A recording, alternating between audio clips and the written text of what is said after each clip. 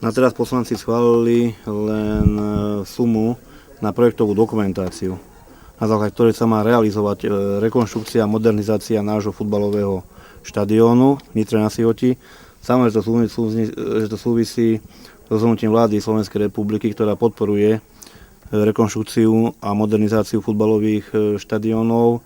Jej uznesenie hovorí jasne o financovaní 60 na bremene vlády, respektíve Slovenského futbalového zväzu. Tých 40% by malo ísť na plecia mesta Nitra.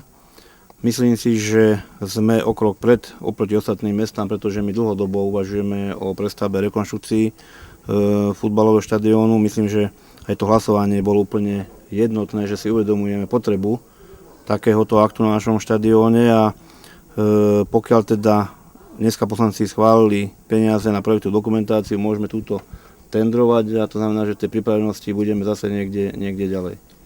Ja si myslím, že to uznesenie vlády, keď hovorí o tom, že by aj futbalový klub mal prispäť, tak sa to týka tých futbalových klubov, ktoré sú v súkromnom vlastníctve, kde ich majetok je v súkromnom vlastníctve.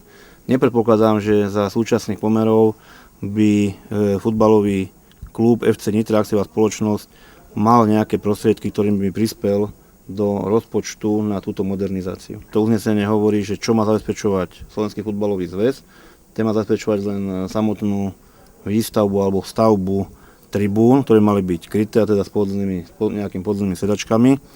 S tým, že bremeno na meste Nitra je pripraviť projektovú dokumentáciu, odstrániť staré stavby, to znamená, čo treba asanovať, búrať, to je na našich pleciach.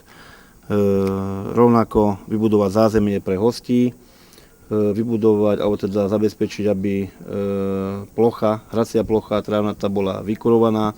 Rovnako tam chceme zmeniť aj zálohu a pokiaľ sa rozhodneme, že budeme nejakým spôsobom riešiť aj zázemie našej futbalovej akadémie, že mladícke šatne už nebudú v tých provizorných podmienkach pri rieke, ale že ich nejak vstaviame do tejto tribúny, tak dneska je veľmi ťažko odhadnúť tú čiastku. Nakoniec to vôbec nemusí pomer 60:40, môže to byť 1:1, že to, čo dá štát, že dáme aj my, ale predpokladám, že pokiaľ takéto budeme na takúto investíciu hľadať prostriedky, tak by to malo byť len z predaja dubiózneho majetku.